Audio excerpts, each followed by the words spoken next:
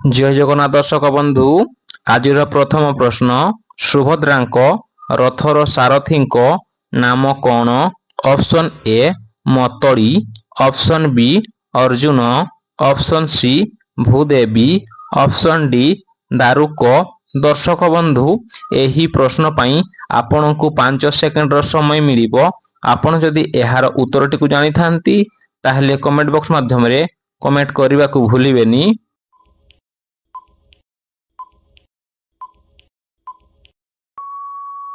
सठिक उत्तरटी होउछि option B Arjun. आपण माने एठारे किछिटा पॉइंट मने रखंतु। सुभद्रांक रथर ना होउछि देवदळन बा दर्पदळन एवं घोड़ार रंग हेउछि श्वेत बा धला। परवर्ती प्रश्न ओडिशा रे केतोटी विभाग बा डिविजन अछि। ऑप्शन ए 3टी, ऑप्शन बी 4टी, ऑप्शन सी 5टी, ऑप्शन डी 6टी।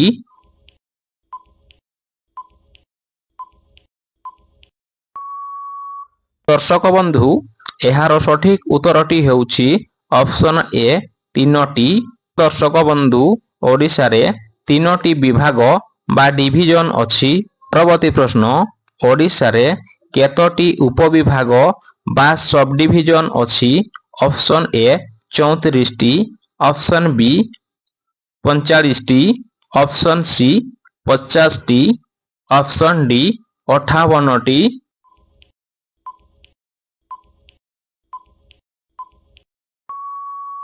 फ्रेंड्स एहार सठिक उत्तरटी हेउछि ऑप्शन डी 58टी। हाँ दर्शक बंधु ओडिशा रे 58टी उपविभाग बा सब डिविजन अछि। प्रति प्रश्न ओडिशा रो प्रथम महिला राष्ट्रपति किए। Option A Pratibha Patil, option B Sarojini Naidu, option C Droupadi Murmu, option D Annie बिसन।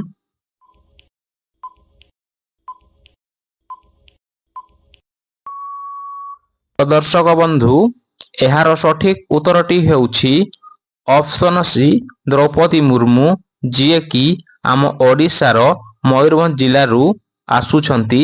परवर्ती प्रश्न ओडिशार सबुठारु छोट नदी केउटा। Option A Bahuda, option B Budhabalanga, option C Mahanadi, option D Baitarani.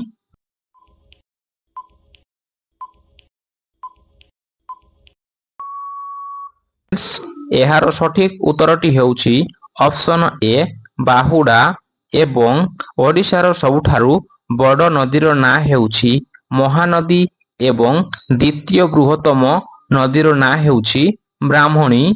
परवर्ती प्रश्न सुनाबेडा अभयारण्य ओडिशार केउठारे अवस्थित। Option A Khordha, option B Cuttack, option C Nuapada, option D Ganjam.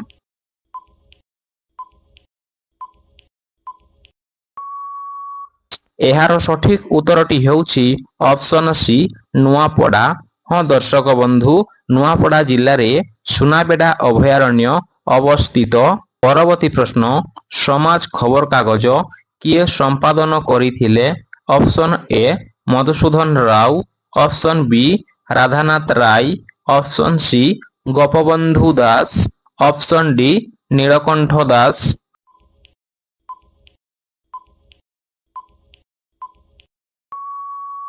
Friends एहार सठिक उत्तरटी हेउछि ऑप्शन सी गोपबंधु दास। हाँ दर्शक बंधु गोपबंधु दास समाज खबर कागज 1919 मसीह रे प्रतिष्ठा करिथिले बा ताहार संपादक थिले। परवर्ती प्रश्न वर्तमान ओडिशार डीजीपी किए। Option A Haribabu Kambhampati, option B जोगेश Bahadur Khurania, option C Harihar Das, option D Chakradhari Sharan Singh.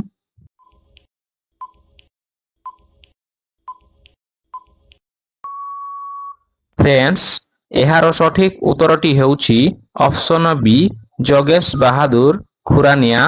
परवर्ती प्रश्न वीर सुरेंद्र साई केउ जिल्ला रे जन्म ग्रहण करिथिले। Option A Bargarh, option B Sambalpur, option C Kalahandi, option D বଲାଙ୍ଗୀର।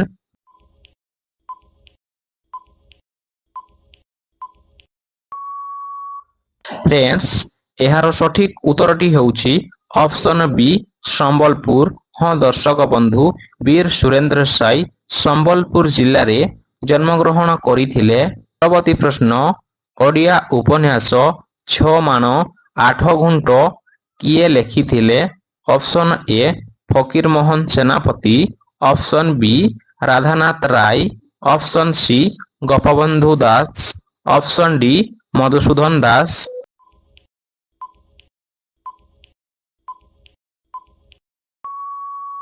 ଦର୍ଶକ ବନ୍ଧୁ, ଏହାର ସଠିକ ଉତ୍ତରଟି ହେଉଛି ଅପଶନ ଏ ଫକୀରମୋହନ ସେନାପତି। ପରବର୍ତ୍ତୀ ପ୍ରଶ୍ନ, ପୁରୀ ଜଗନ୍ନାଥ ମନ୍ଦିର କେଉଁ ବଂଶ ତିଆରି କରିଥିଲେ? ଅପଶନ ଏ ନାଗ, ଅପଶନ ବି ଗଙ୍ଗ, ଅପଶନ ସି ସୂର୍ଯ୍ୟ, ଅପଶନ ଡି ଚୋଳ।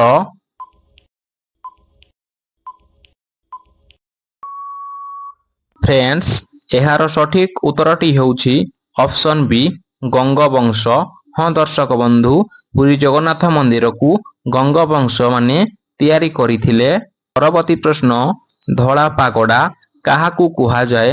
ଅପଶନ ଏ କୋଣାର୍କ ମନ୍ଦିର, ଅପଶନ ବି ଧଉଳି ମନ୍ଦିର, ଅପଶନ ସି ଲିଙ୍ଗରାଜ ମନ୍ଦିର, ଅପଶନ ଡି ଜଗନ୍ନାଥ ମନ୍ଦିର।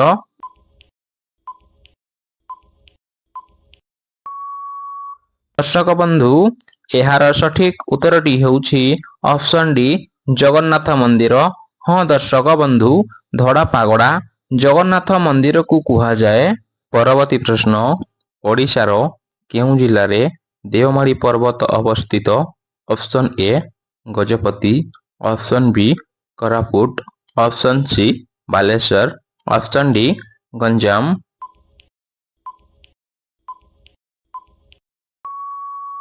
ଦର୍ଶକ ବନ୍ଧୁ, ଏହାର ସଠିକ ଉତ୍ତରଟି ହେଉଛି ଅପଶନ ବି କୋରାପୁଟ। ଦେଓମାଳି ପର୍ବତ ହେଉଛି ଓଡ଼ିଶାର ସବୁଠାରୁ ବଡ଼ ପର୍ବତ। ପରବର୍ତ୍ତୀ ପ୍ରଶ୍ନ, ଆଇନ ଅମାନ୍ୟ ଆନ୍ଦୋଳନ ଓଡ଼ିଶାର କେଉଁଠାରେ ଆରମ୍ଭ ହୋଇଥିଲା? Option A Dandi, option B Puri, option C Kujang, option D Inchudi.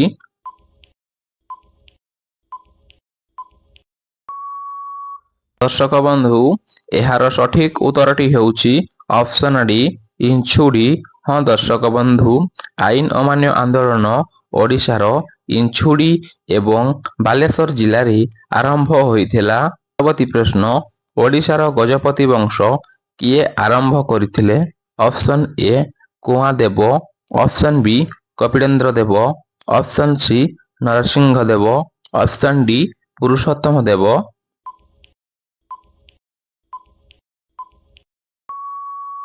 ଦର୍ଶକ ବନ୍ଧୁ, ଏହାର ସଠିକ ଉତ୍ତରଟି ହେଉଛି ଅପଶନ ବି ଗଜପତି କପିଳେନ୍ଦ୍ର ଦେବ। ପରବର୍ତ୍ତୀ ପ୍ରଶ୍ନ, ଓଡ଼ିଶାର କେଉଁ ଜିଲ୍ଲାରେ ଛଉ ନାଚ ଦେଖିବାକୁ ମିଳେ? Option A Koraput, option B Mayurbhanj, option C Kandhamal, option D Kalahandi.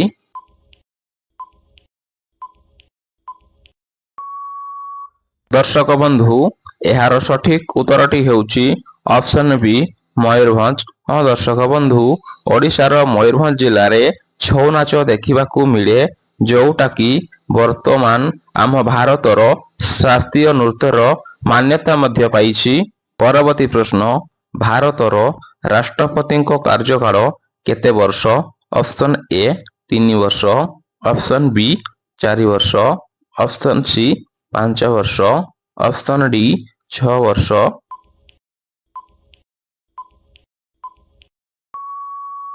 ଦର୍ଶକ ବନ୍ଧୁ, ଏହାର ସଠିକ ଉତ୍ତରଟି ହେଉଛି ଅପଶନ ସି 5 ବର୍ଷ।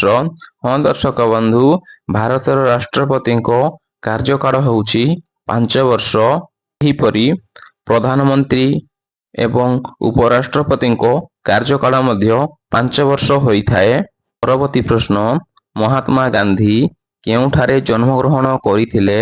Option A Allahabad, option B Porbandar, option C Cuttack, option D ଧୁଡିକେ।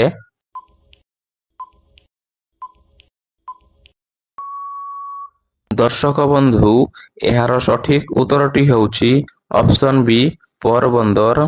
ଏହା ଭାରତର ଗୁଜୁରାଟ ରାଜ୍ୟରେ ଅବସ୍ଥିତ। ପରବର୍ତ୍ତୀ ପ୍ରଶ୍ନ, ଆଧୁନିକ ଓଡ଼ିଶାର ଜନକ ଭାବରେ କିଏ ଜଣାଶୁଣା? Option A Biju Patnaik, option B Gopabandhu Das, option C Madhusudan Das, option D Madhusudan Rao.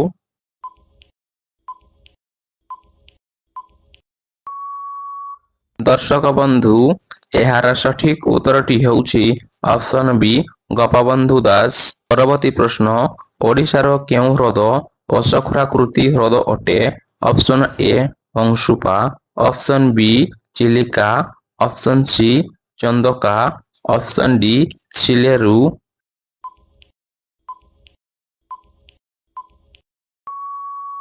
Friends, ଏହାର ସଠିକ ଉତ୍ତରଟି ହେଉଛି ଅପସନ୍ ଏ ଅଂଶୁପା।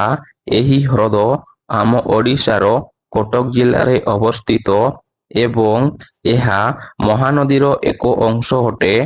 ବନ୍ଧୁ, ଯଦି ଭିଡ଼ିଓଟି ଆପଣଙ୍କୁ ଭଲ ଲାଗିଥାଏ ତାହେଲେ ଲାଇକ୍, ସେୟାର ଏବଂ ସବସ୍କ୍ରାଇବ କରିବାକୁ ଭୁଲିବେନି। ଏହିପରିକା ଅଧିକ ଭିଡ଼ିଓ ପାଇବା ପାଇଁ ଚ୍ୟାନେଲକୁ ସବସ୍କ୍ରାଇବ କରନ୍ତୁ। Thank you.